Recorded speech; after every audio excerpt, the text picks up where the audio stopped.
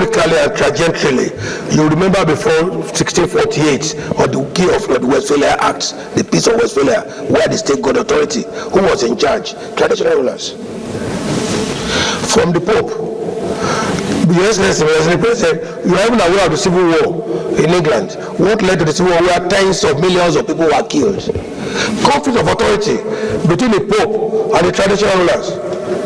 The King of Scotland said there is nobody to exercise authority over the state of Scotland except himself. But this popular authority of the kings were lost in 1648 when we have the sovereignty of the Westphalia Act.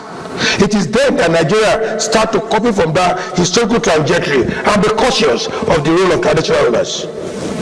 The draconian way of laws being made, and the multiplicity and multifarious duplication of traditional institutions, again, is too porous, so that laws cannot guide them. Mr. President, I will conclude by saying that even in my jurisdiction, we have almost 71 ologias and about 50 obas in this small town. How do you now dedicate and disseminate power to them? Why this is a very fantastic adventure of a bill brought by our learned senator, from Plateau. We need to be on cautious side. You give traditional ruler too much authority, they overtake the states. And it is also the case that traditional rulers are not even interested in respecting simple directive from the state authority. For example, don't travel out of your state jurisdiction without permission from you have been governor, Your Excellency, for several years, almost a decade. You know what you went through. You make a simple law for traditional rulers to take permission so that you can be accountable for whatever happened to them when they travel outside the state jurisdiction. They refuse to obey you. And by the time you complain, they have to lean down and talk to them and prostrate.